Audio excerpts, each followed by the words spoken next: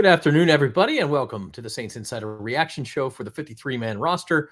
Appreciate everybody who's waiting. I see some of the comments that you all have been waiting in the chat, just trying to get our guys, they're juggling locker room interviews and confirming all the reports about the final 53 men on the Saints active roster.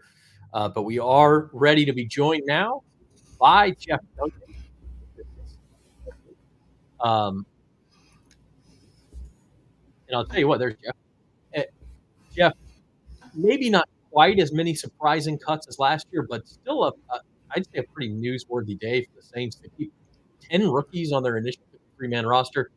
Only 8 offensive linemen, some of the things we'll hit on. But as you kind of have been following the news today, what stuck out to you? Well, I think clearly it's an indication of where the Saints front office feels this team is at.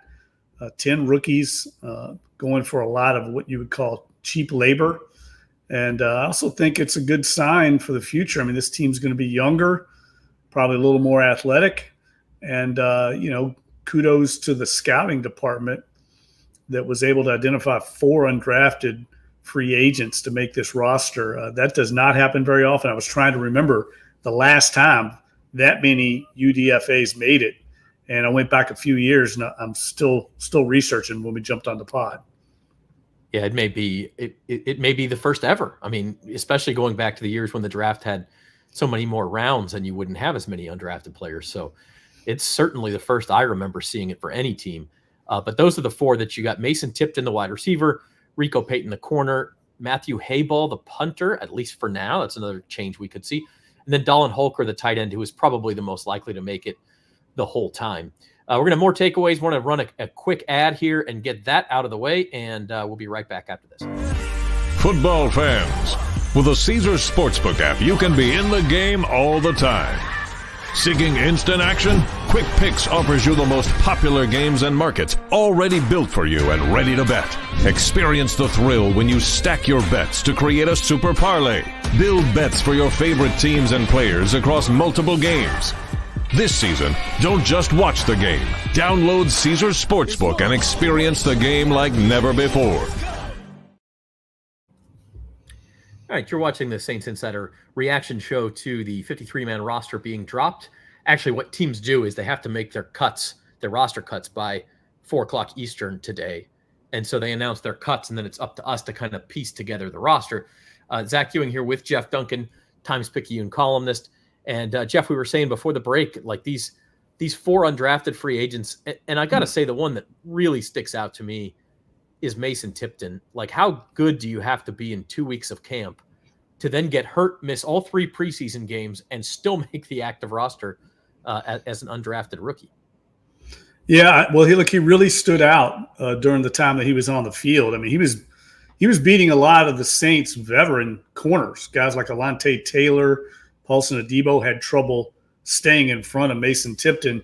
And I think also what he brings is a little bit of a different skill set than a lot of the other receivers. I know the Saints like to have different types of receivers in the room, so ones with different skill sets. And he reminds me a lot, I've said this before, of a little bit faster Lance Moore. I mean, he's built a lot like Lance Moore. He's undrafted free agent from Ohio, which is very similar to Lance Moore, but he's got more straight line speed, deep speed than Lance had. A good comparison to make. And I think, it says a lot that the Saints stuck with him. And I can see why. I mean, he was legitimately making plays in camp. So all things considered, what this 53-man every year, what this roster cut down illustrates, Zach, is it's really just about keeping the 53 best players you can. The 53 players you think will be most valuable to other teams. You don't want to expose them to the waiver wire. And I think this roster, more than any one I've seen in recent years, did that, because I really think the Saints, regardless of positions and depth, they decided to keep the 53 best players. The best illustration of that was only keeping 8 offensive linemen. We've talked all camp about how the depth on the offensive line was really questionable, and they decided to only keep 8, and that's the fewest they've kept in a while. Yeah, we'll hit on some of those other undrafted free agents and the 10 rookies later, but while you're on that topic, only 8 offensive linemen, and Nick Saldivari is nursing a calf injury, so we don't even know if he'll be good to go for the opener against Carolina. So this seems like a spot where you could see some roster churn. Like, again, just because they've set their 53 active roster, their 53 active players today, does not mean it will be the same 53 on September 8th. It almost certainly will not be. And one spot, maybe they go try to see who got waived, around the league, is at offensive guard and offensive tackle. They cut Shane Lemieux, who is their backup center. I mean, all three positions on the line. They'll probably be scouring. Yeah, that's a position, that I expect them to address in the next couple of weeks and continue to look to churn the roster there for depth. I mean, we've talked about it before, though. There's just not a lot of really talented offensive linemen that NFL teams cut because there's a shortage of those players available even on the active roster. So I wouldn't expect a lot there, but it does surprise me a little bit. They only kept 8. But when you really look at it, you're keeping the best 53. They probably didn't have 9 other than, including Saldivari on there. And I it's funny talking to Deuce McAllister at the game on Sunday. He told me he expects this team to add 4 to 5 more players before the start of the season, or maybe into the first week of the season, off the waiver wire, maybe making deals. So I don't think this team's done by any measure. Yeah, the 8 offensive linemen who are kept on this roster are the 5 guys we presume will be the starters. Well, I say that left guard, it's still a little bit of a revolving door, but we'll say Taliasa Fuanga, Lucas Patrick, Eric McCoy, Cesar Ruiz, and Trevor Penning. And then the other 3, the only reserves you have right now are Ollie Udo, Landon Young, and then Nick Saldivari, who we mentioned is banged up right now. So not a group that inspires a ton of confidence. No, they don't need any more injuries along the offensive line. We've said that that's a very depth shot position. Now, they do have some position flexibility there. All 3 of the backups have played throughout camp at multiple positions. We know Cesar Ruiz would probably get the call at center if something happened to Eric McCoy. Lucas Patrick can also slide over there. So even keeping 8. And I've covered Saints teams where they've only kept 8 before. So it's not, unprecedented what happened. But in years past, I've also seen them keep as many as 10 offensive linemen. I just think it's a sign of the time, Zach. It's hard to find really good offensive linemen right now. Yeah, and we talked about Mason Tipton, maybe some of these guys at other positions you didn't want to cut because you're afraid they'll get picked up and you won't get them to your practice squad. So you have to make kind of strategic decisions, right?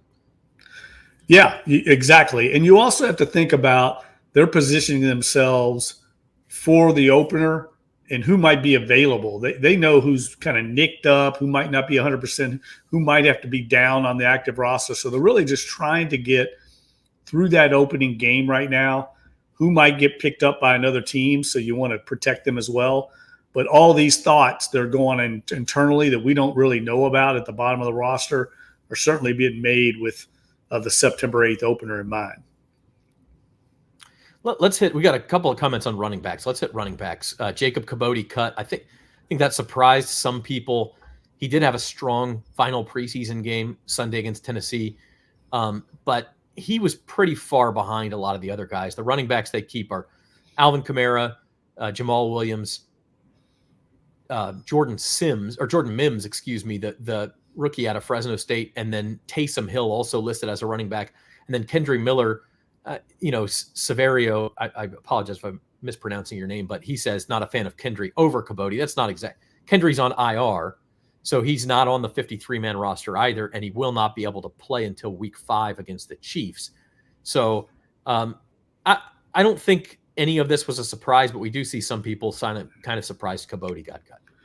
Yeah, I think, you don't want to put too much credence or emphasis on how he performed in a preseason game. I mean, the body of work that the Saints coaching staff is looking at is over the course of the entire preseason, all the practices, and Cabote was pretty far down the line there. I mean, he's running in that game, the other night against third stringers that are probably all on the waiver wire right now for the Tennessee Titans. So they have a pretty good sense of, who can run against NFL competition, because in practice they probably saw Cabote against the first and second team units. and I assume he didn't fare quite as well. There's a reason he's a UDFA, but he did show some ability in the game, though, and I like the way he ran very hard. He's a guy that maybe they bring back on the practice squad, but I think running back is a position they're going to continue to look at. I think they're lacking, I've said this before, a lot of really home run ability there. I think Taysom Hill's their best explosive playmaker at running back right now. That says a lot. So I think they could use another skill set back there, because I think all these guys kind of have the same kind of skills, but no really home run quality. Yeah. You're watching the Saints Insider live reaction show to the 53-man roster. Jeff Duncan is with me. Rod Walker will be along later. He's checking out things in the Saints locker room and getting a feel for how guys felt about either making the team or which of their teammates made the cut, et cetera, et cetera. I do want to let you know that Saints Insider is sponsored by Bank Plus. Their banking decisions are actually made here in New Orleans by local bankers who know the community and take the time to know you. From small business to big business, home loans to bank anywhere technology, Bank Plus is here for New Orleans. Learn more at bankplus.net. Jeff, going back to the rookies just for a few minutes, because 10 of them is a ton. They have the 4 undrafted free agents, and then they kept 6 of their 7 draft picks. The only draft pick who was waived was 7th rounder Josiah Eziram, who was a tackle, didn't play very well Sunday. I think kind of struggled to make an impact. But 10 rookies, and honestly, if you go through the list, like Jalen Ford, the 5th round linebacker, has been banged up. Haven't seen a lot of him. But I think Bub Means will get some time. I think Christian Boyd, the 6th rounder, gets some time on the defensive line. Obviously, Spencer Rattler, the Saints hope he doesn't have to see a lot of time, but he may very well win the number 2 quarterback job. So this is not just 10 rookies, but it's 10 rookies. And even these undrafted free agents, you're going to see these guys on the field from time to time. Yeah, they're going to have to, because they're going to have to play on special teams and provide depth at certain spots. The one surprise to me that kind of falls in line with the Christian Boyd, keeping him on the roster, was Kendall Vickers at defensive tackle. And again, that goes back to what I was saying earlier about getting ready for Carolina. We didn't even see Colin Saunders on the field the other day or on the sidelines for that game against the Titans. And we heard afterward that he had a calf injury that he was kind of dealing with. Does that indicate, by keeping Vickers around, that they may not have, Saunders for that opener and need a little more depth there, defensive tackle? So those are the kind of decisions that are made this week, because of, you got to have 46 guys up, and you need some depth there, defensive tackle, because I would not have put Kendall Vickers on my 53. I didn't think he was one of the best 53 players.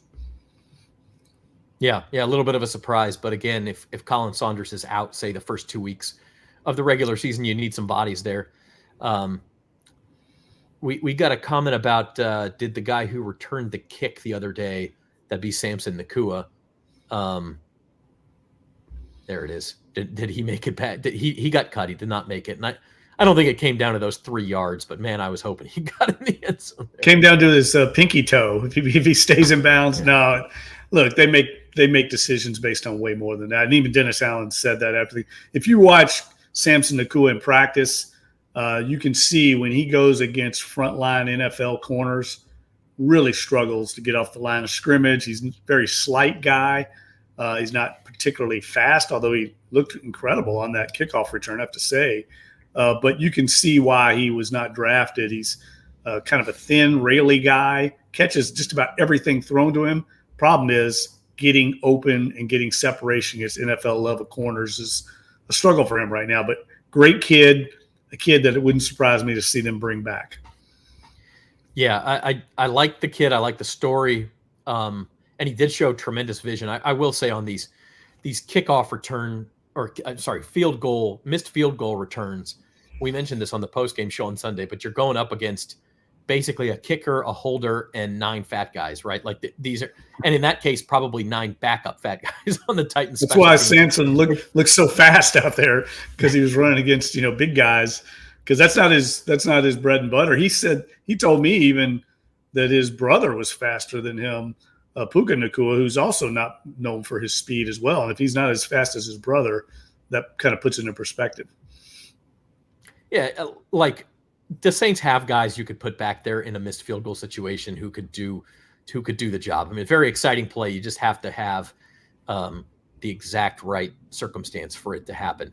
I'm not sure. Brian says, is this an indication that no matter what happens, DA keeps his job? Well, DA is not going anywhere right now. I mean, if it's week 8 and the Saints are 1-7, we can have that talk. But yeah, there's no chance of that happening right now. Yeah, it's his team. I mean, he's going to make these decisions going forward, and then we'll see how the chips fall this year. There's no question that everyone in that building knows they've got to win this year. I think everybody understands the expectations and what's on the line this season after missing the playoffs 3 straight years. I've said this before. I think Dennis Allen either has to make the playoffs, or if he doesn't make it, the only other way I can see him keeping his job beyond this season is if they somehow were to have like a 10-win season and not make the playoffs with one of those fluky tiebreaker situations that's happened in the past. But I think that's the only other way he keeps his job. The only way I think the front office, frankly, and ownership could sell it to the fan base is if they showed improvement in the win-loss column. Yeah, I agree. And maybe some of those, beneath the win-loss program record, how good did you actually play? Were you competitive with the better teams? Was your point differential good? Were your offense and defense ranked highly? And then it just, the chips just didn't quite fall the way you needed them to, but you can at least feel good about the future, right? Yeah, I think it would take something fluky like that for him to maintain it, considering what's happened in the past. I mean, he really got very little margin for error. I mean, last year was supposed to be their year, terrible schedule. You're really a down year in the division. You couldn't win it last year. So he doesn't really get a lot of mulligans, I don't think, anymore. Yeah, I think those are used up. Another good comment from Severio. Jonathan Abram, a little bit of a shocker. That one did surprise me. I mean, Jonathan Abram, it wouldn't have surprised me for the Saints to start him on September 8th at safety opposite Tyrann Mathieu. Like, if I had to pick one of those 3 guys battling for that spot, he might have been my choice. Instead, he gets cut. I assume, Jeff, he's a guy they'll want to bring back in some form or fashion, but obviously did not think as highly of him as they did of Jordan Howard or Will Harris, the other guys at that spot. Yeah, he's a guy that they like a lot too. So that is make it a little bit of a surprise. But I would say, he's been cut before, so it's not a shocker to me. The guy that is a very limited player at this stage of his career. He really is kind of an in-the-box safety. He's a guy that's a liability in coverage. So in this day and age in the NFL, where everybody spreads you out, defenses are really relying on pass coverage, you have to have that skill set to play safety in the NFL, and that's not a strong suit for Jonathan Abram. If you notice, when he gets into the game, teams go after him, including the Saints in some of these 11-on-11 drills we watch, team drills. They go after number 24. So, let's see if they bring him back. Wouldn't surprise me. But there's a reason he's been cut before, a former first-round pick. With the name, sometimes it might be surprising, but I think in football circles, he's kind of a guy that's very limited. A couple more comments on running backs. I mean, we've got somebody asking, I saw if the Saints might consider signing Dalvin Cook. There's that one. I think he's being targeted by the Cowboys right now. I think the Cowboys, yeah. But even if the Saints do have some cap space, is that how you want to spend it? I mean, is Dalvin Cook's that difference maker now? Have another one, James Robinson. Yeah, it's a Pro Bowler in 2020. I want to say he's barely played the last 2 years in the league. So you got to look a little bit at the big picture with these things. I do think, as you've said several times, Jeff, there's concern in that running back room. I don't know that there's a quick fix out there either, unless it's Taysom Hill. I haven't looked to see the waiver wire. That's something I want to do a little bit later today, see what backs are available. I know, Denver had a stacked backfield, and I think Samaje Perine was going to be cut. I'm not sure he's quite what the Saints need either. I think they need someone with a little more juice back there, and I don't know if that's Perine at this stage of his career. Robinson, I think the last time I added up, had been on 6 teams in 4 years. So that should tell you a little bit about where he's at in his career. He had a really bad Achilles tendon tear, and that's a difficult injury to overcome at running back position, really difficult to come back from. So it didn't shock me, although I would say I've talked to some people that really liked him as a running back just because he hit the hole exactly where he was supposed to hit it. He knew how to run. There was no surprises with James Robinson. The problem really was more of a burst, acceleration, kind of make guys miss type of ability. He doesn't really have that. He's a lot, frankly, like Jamal Williams. And if you've already got Jamal Williams on the roster, it makes James Robinson kind of expendable. Brian, stay tuned. We are going to get to that Saints on the waiver wire. And again, these cuts have just come in less than an hour ago throughout the league. Terrace Marshall is a name. It's hard to say. The Saints have to see a reason to upgrade to get these guys on their active roster. And that's why, the names all sound good, but you've got to cut somebody else then. And it's got to be an upgrade. I do want to mention, Jeff, the specialists. And we had talked a lot about Charlie Smith over the last week or two, the Irish kicker who, could hit a 70-yard field goal, but then miss an extra point. He's only kicked in American football for a year. He's only kicked once in an American football game. It was the game winner against the Cardinals in their first preseason game. The Saints waived him. They're keeping Blake Grupe. Now, they did make a change at punter with Matthew Hayball apparently taking over for Lou Hedley. Do either of those moves surprise you? And what do you think is next for Charlie Boy, as they call him? Yeah, neither move surprised me. I think Charlie Smith will be back on the practice squad. He's the perfect candidate to develop with Darren Rizzi and his staff, do excellent work. So I could see them having him on the practice squad all year and trying to refine his technique and get him to be more consistent. I'll be really surprised if a team signs him to their active roster. I mean, you just have to think about it, Zach. Think about it this way. You're an NFL head coach. There's only 32 in the NFL.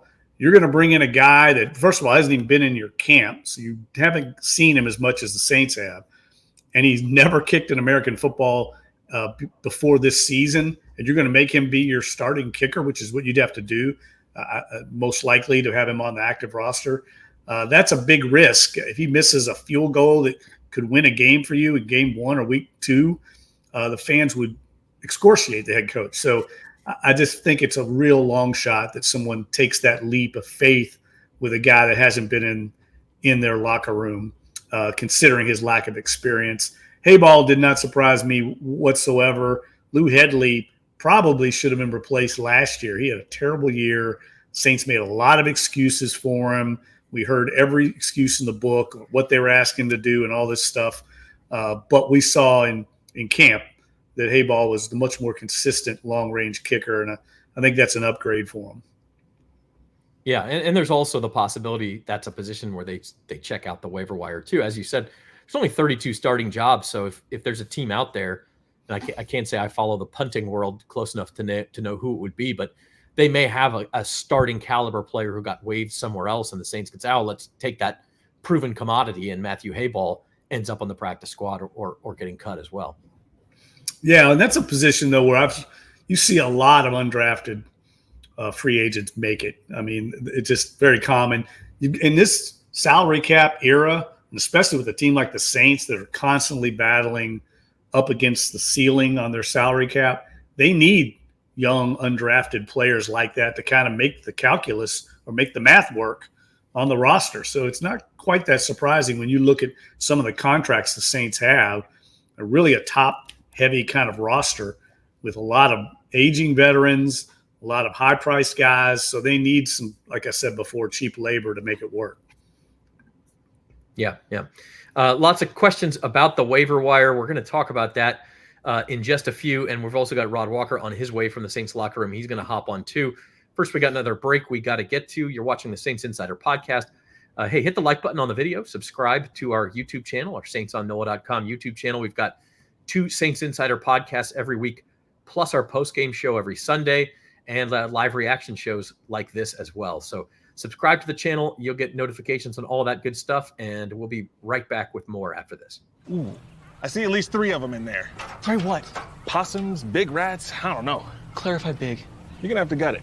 How much is that gonna cost? Maybe I should just move. Maybe. Is that your van? Hi, strawberry mango. Mm-hmm. Here you go. Thank you. I'll take another one. All right, Saints Insider reaction show to the 53-man roster. We've got Rod Walker joining us too. I'm going to see if I can change our. Let's take this off for a second. I can move this there you way. are. There we are. We'll just do that. We're talking about the Saints 53-man roster. Rod Walker joining us from the Saints facility. Anything in the locker room that stuck out to you, Rod, as far as roster cuts? I know I saw Dallin Halker in there on social media. Some of the other guys probably excited to make it. Yeah, I didn't get over to talk to Dallin, but that was my guy from the beginning of camp. So. Oh, you're claiming him? Yeah, I'd have. Yeah, Zach, you can remember that, right?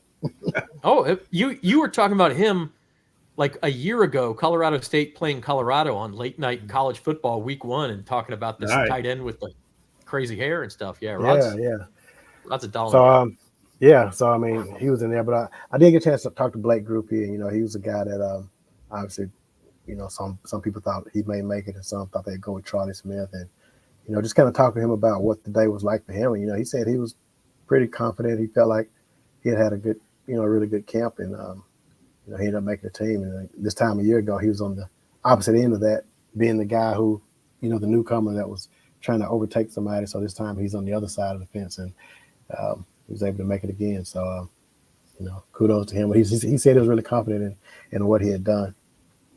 Did talk to a couple of people who, I just kind of like asked them, they were, kind of off the record, but, they were kind of surprised to see Jonathan Abram not be on the team. And to me, that was the biggest surprise of the day. I just thought he was a guy that, he was kind of we had him penciled in as a starter, back, a couple of weeks ago. And then Will Harris started to kind of get some of those reps as we got closer to the end. And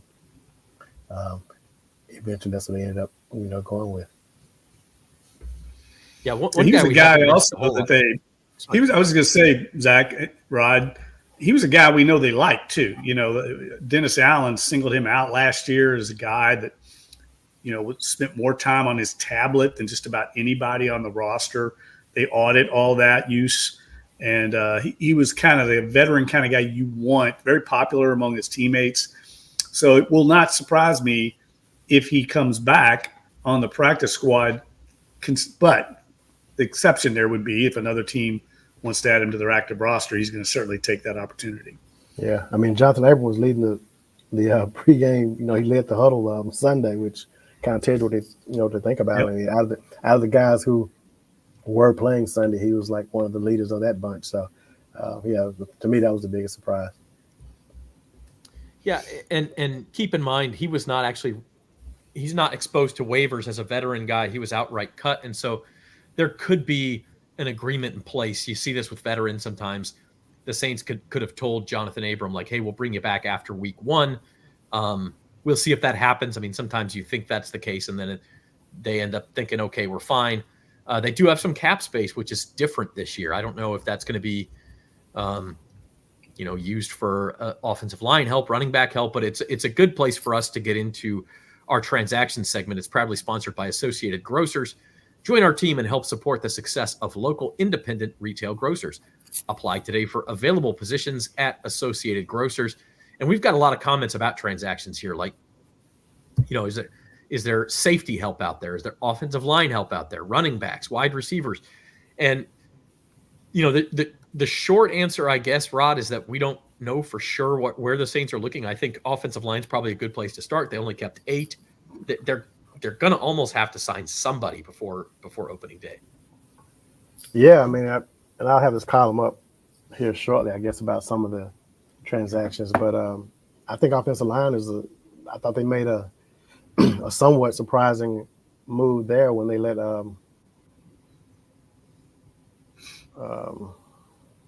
Zyram? No. Or Kyle Hurdle? No, Hurdle. Yeah.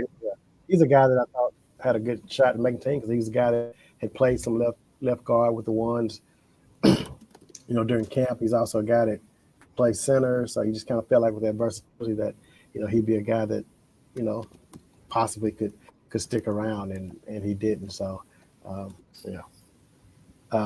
think offensive line will be a position. I think safety is a position still. I mean, y'all may have already talked about this, but I mean, this team was in hot pursuit of Justin Simmons just a couple of weeks ago, and So I mean, that lets you know that they aren't just completely satisfied with what they have there. So if there's somebody else out there, you know, see some of the guys who got no money, I wouldn't be shocked if they got money. I saw where Calvin Throckmorton got waived by the Broncos. That's a guy that knows the locker room very well. The coaches, some of the coaches know him. So possibility, I guess, unless he goes back to Denver. I don't know. Yeah, it is a little bit surprising. I get one other question on a transaction wire would be like if let's say they had Throckmorton, Jeff. I mean, let's just using that name. Where do they cut from at that point? Who's still expendable on the 53 they kept today? Well, I would say Kendall Vickers would be the 53rd man, but again, we don't know Colin Saunders' availability or health situation. To me, he's on the team because of that. They keep 5 defensive tackles? Is that what it was? That's more than they normally keep. So to me, that's an indication of uncertainty with Saunders, and you could maybe move on once Saunders got healthy from Vickers. That one, and then the other one would maybe be receiver if a Bub Means or a Mason Tipton. You come 6 wide receivers. You don't always need 6. So that's the hard part here, though. We're going to go add people. We have to subtract people too. How many corners do they have? Right now they've got 5 corners: Lattimore, Adebo, Taylor, McKinstry, and then Rico Payton, who's a guy we should really talk about too. Rico Payton, Rod, was he in the locker room? A guy makes another undrafted free agent with just kind of came out of nowhere late in the preseason. Yeah, didn't see him in there, but he's a guy that played really well in the preseason. You could make an argument he was the team's defensive MVP in the preseason. I mean, he made some plays. He had a lot of pass breakups. He had the sack on Sunday. So he's a guy that when the lights came on, he played really well. Because in camp, I remember him making a few plays, but I didn't really think he was a guy that was going to maybe stick. But then once they got the games going, he played really well, and that's kind of when it matters. And so you got to credit him for that. Yeah, I remember back after the Saints got through the draft and signed their undrafted free agent class, I talked to a personnel guy and asked him which guys on this list stand out to you. And the first one he said was Dallin Holker, Rod's guy, which stood out because a lot of teams had him as a mid-round draft pick, graded that high, including the Saints. And the number 2 guy he mentioned to me was Rico Payton. He goes, look out for that kid. He's got talent. He just was a lower level, didn't get a lot of looks after, the season, his, combine and stuff like that. So, but he fits also how the Saints like their cornerbacks to look, right? He's got long length. He fits the prototype there. And as Rod said, this is a kid that when the lights came on, he played better than he did even in practice. So he certainly earned his spot. Yeah. I saw a comment on here talking about offensive lineman. Cam Irving, I believe, is being kept by the Houston Texans. I don't think he's available. They signed him a few weeks ago. I did not see news of him being cut. They did cut a couple of other offensive linemen, the Texans did. Charlie Heck is one of them, and the other was David Sharp. Now, both have battled injuries, and that's really kind of crystallizing this conversation too. I think we lost Rod, but that's okay. Crystallizing this conversation, Jeff, there's a reason these guys are on the waiver wire, right? Like you can say, oh, they should go pick up him and it'd be an immediate upgrade. And if there was that obvious of an upgrade out there, the other team would have kept that guy. Right. Or if you had a surplus, you'd try to trade one of those players before cuts. And look, there's an entire department, pro personnel scouts, that's all they do is fan out. They go to other preseason NFL games. They go to as many open practices as they can. They watch tape. That's their only job. And there's multiple guys in the building that's scouring, looking for these type of players that can come in and be better than what you have on the roster. So it's not like guys are falling through the cracks and they don't know it. They certainly are aware of anybody that's got ability, that might have upside, things like that. And you also have to reconsider one thing that, NFL people think about, especially coaches, once the season starts, you're in game plan mode. There's not a lot of time to bring somebody in and develop them and get them ready. That's why a guy like Cam Irving was able to come in last year and play right away, because he's an NFL veteran. He's been in a lot of different offenses, and he was, could come in and be up to snuff. But bringing in a young guy that doesn't know this offense and expect him to come in and play when these other players on the roster have already been in the system and gone through it. I think Jay Kaner said the other day they've been through this installment now of this offense 6 times. You'd be coming in fresh. If you didn't know this offense, it's a lot to ask. So the way the NFL people look at it is they'll say, is this guy that much better? He better be that much better talent-wise. If it's a 50-50 ball, we're going to keep the guy that's already been in the building because he's already familiar with the system. Right. It's a complicated kind of equation. A lot of people looking at it. And on that end, I guess maybe we do take a look around the league. A guy like David Bakhtiari, who, everyone was talking about all spring as a target for the Saints. Nobody has signed that guy. You're talking about an all-pro level tackle a few years back who's had injury problems. I think he had 2 knee surgeries last year, only played in 1 game. Obviously, the medicals are just not checking out on a guy like that. Look at a guy that Saints fans very familiar with, Michael Thomas, hasn't been signed by anybody. There's a reason usually when all 32 teams agree on a guy, you can't just go and say, oh, what about him? I mean, there's these teams all have good players already. Well, it's also a two-way street. A guy like David Bakhtiari has played on a lot of really good teams in Green Bay, been in a lot of playoff games. He's at this stage of his career, even Mike Thomas for that matter, they're not just going to go probably anywhere. I mean, they made a lot of money, both those guys. They've been on good teams. They're going to be very selective about where they go. I bet some other teams have reached out to them at some point, and they may not have interest. They're going to try and wait out maybe a contender or a team that's got a lot of potential, maybe a better opportunity, where they can come in and start. And I don't know if that's the case here. Maybe you could make a case Bakhtiari could start at right tackle, but I don't know. And also the medicals on him have to be a huge question mark. Yeah, absolutely. So that's our Transactions Wire segment. Saints Fans Associated Grocers is hiring. If you're looking to join a team dedicated to supporting independent retail grocers, apply today. Your future starts here. We'll wrap things up, guys. Rod, we lost you for a second, but we're glad to get you back for this last bit. What was your biggest surprise from today? We'll start with you, Rod. Either a couple of guys who made it or a couple of guys who didn't. A position group. What really sticks out to you today? Going back to what I said earlier, I would say Jonathan Abram. I just thought, he's a guy, again, if you thought he was a starter, you thought, okay, well, even if he's not the starter, you think you might keep him around to be a backup. So for him, it was him, and it was, to me, that was like, I don't know if anything else really shocked me other than him, actually. I think Mason Tipton on the other end, I think him making it was a little surprise, not because he didn't play well, because he played really well in camp, especially toward the beginning, but then he got injured and just kind of, I can say he fell off, but he just went out there. He wasn't available for a part of camp toward the latter end. But what he did at the beginning was good enough for him to make it. And he was really good and deserved it based on how he did at the beginning. But I just wasn't sure if that was going to be enough with, you hear Allen talking so much about availability, and toward the back end of camp, he wasn't available as much. And I just thought that was going to probably be enough to seal his fate, and it didn't. So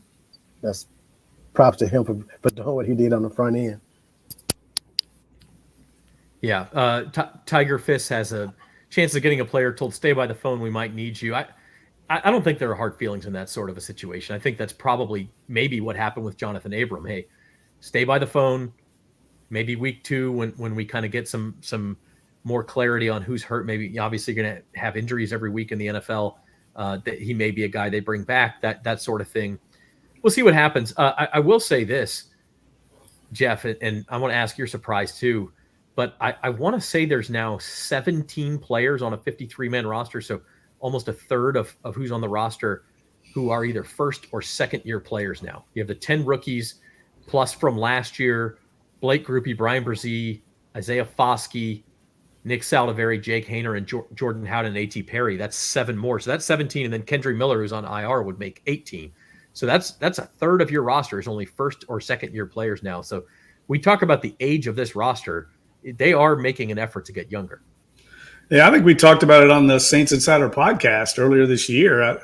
I'd heard talking to some people close to Dennis Allen that he really likes these last 2 draft classes. He likes these young players. Now, we haven't seen a lot of them. A lot of guys have been sidelined with injuries in both classes, but he likes what he sees there. And I thought he kind of tipped his hand the other night after the game when he was talking about draft picks. And he said, he used the baseball analogy. He said, if a guy's drafted, the tie goes to the runner in baseball, the tie in a depth chart battle is usually going to go to the guy you invested a draft pick in. I mean, if they're even, you're probably going to lean toward the draft pick. And we certainly see that because I think you could make an argument that players like, Isaiah Foskey and A.T. Perry and some of these draft picks really haven't shown out much. I know Perry led the NFL in receiving yards of preseason, but he's really not, I think, stood out in that receiver group. But all things considered, you're going to keep him or EQ St. Brown. You go with the guy you drafted.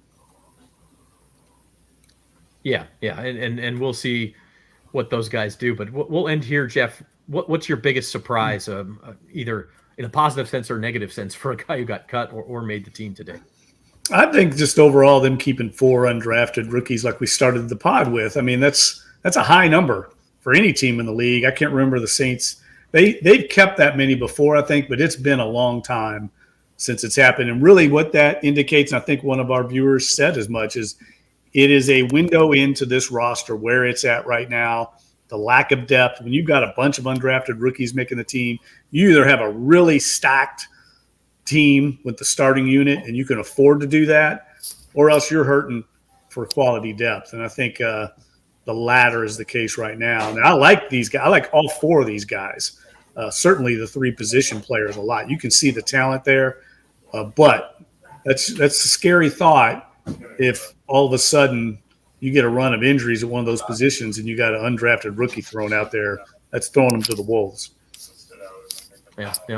All right, he's Jeff Duncan and Rod Walker. I'm Zach Ewing. Thanks for watching the Saints Insider podcast for today, a live reaction to the Saints 53-man roster. We're going to be back on Friday, live in studio. We'll be doing a little NFL preview, maybe some college football picks in there, and see what moves the Saints have made between now and then. Obviously, have an update on the practice squad and all sorts of good stuff. So subscribe to the Saints on NOLA.com YouTube channel and check us out at NOLA.com/Saints as well. We're brought to you by Bank Plus. Our thanks to them and our thanks to you for tuning in. We will see you next time.